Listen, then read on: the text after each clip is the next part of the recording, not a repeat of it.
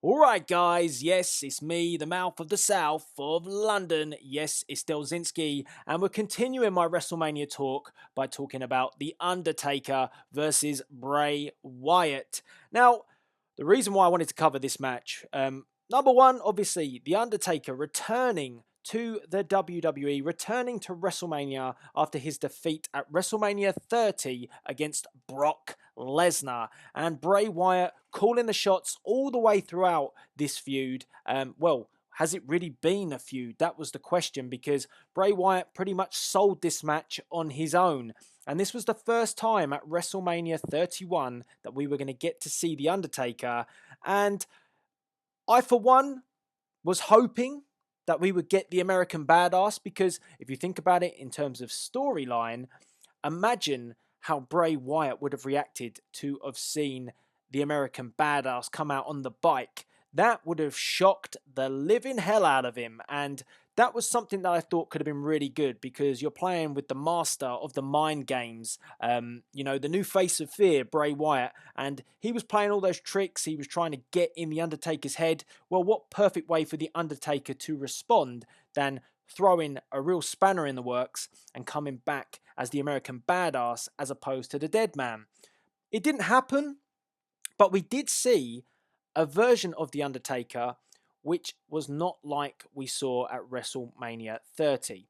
And what I mean by that is, he came back with his different attire. It was almost like the time he came back before, where he was reborn, so to speak. And I liked that. But I think there's a few people out there that are missing the point with The Undertaker. Because I did have quite a few conversations on Twitter last night during the match as to the reasons why The Undertaker won, and also why The Undertaker is being portrayed in the way that he is. Because, first of all, there's a lot of people saying, well, Bray Wyatt should have won. He should have definitely won this match.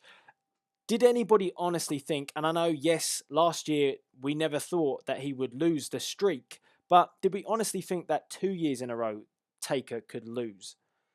Not really. Highly unlikely anyway.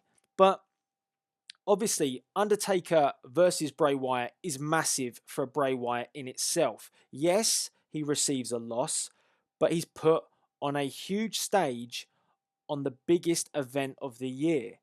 And that works for Bray Wyatt. He may not get the win, but if you look at the way the match played out, and in comparison to last year, I thought it worked very well, because, Bray Wyatt could have been made to look very weak if WWE had done what I thought they were going to do at the beginning of this match. Because Taker came out, and yes, I said it in my Sting commentary earlier with Triple H.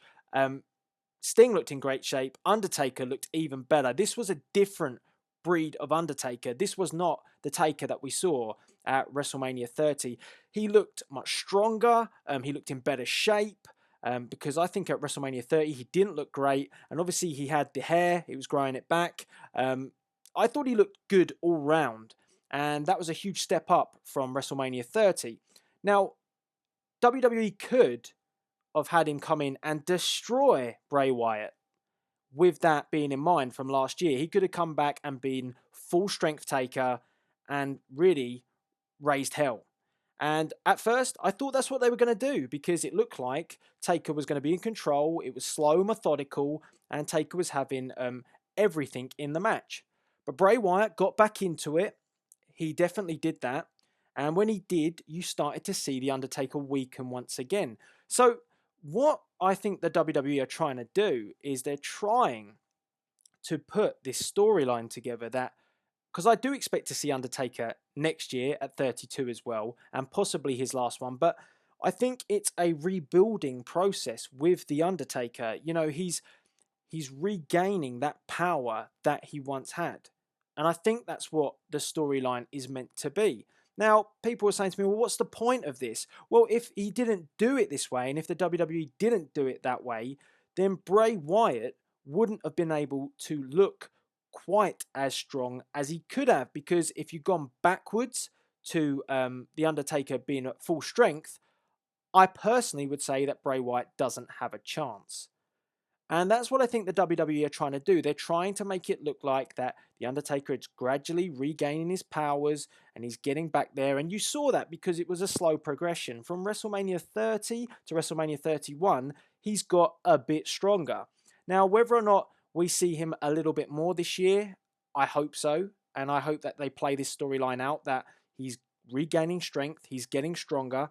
And the ultimate closure is obviously a rematch with the Beast Brock Lesnar at WrestleMania 32.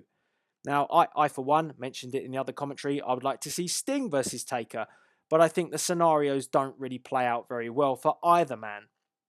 But Lesnar versus Taker at 32, with being in Texas and The Undertaker getting his redemption on Lesnar, well, that works an absolute treat. We didn't see Lesnar turn face last night, and that's something to note. He's still a Paul Heyman guy, and Undertaker is still a face in the WWE. So this could still happen, and they could do the year-long build, starting from tomorrow, or today, my bad, today on Monday Night Raw. They could do it, and they could push towards Taker versus Brock at 32, but do it in a way that it doesn't get announced immediately, but do it in a way that Taker over this year gets stronger and stronger until he's back to full force. That would mean that he'd have to be more active than he has been in previous years. I can't see it playing out that he just appears at WrestleMania. I think he's going to have to make a few pay-per-view appearances and also make a few more Monday Night Raw appearances. But I think if they do it that way, it's the perfect send-off for a fantastic servant to the WWE in The Undertaker.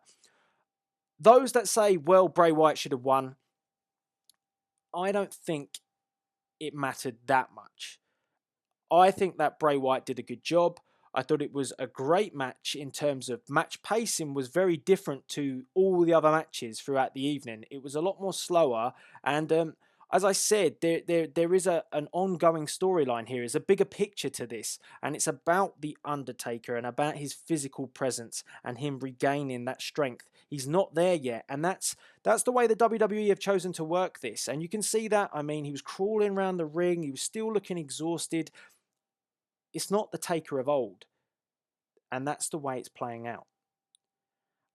I quite like it, but I think we're so used to seeing The Undertaker dominate at WrestleMania, it's become a bit of a shock to the system. We're still getting used to it. We're still trying to adjust to this version of The Undertaker that we've got at the moment.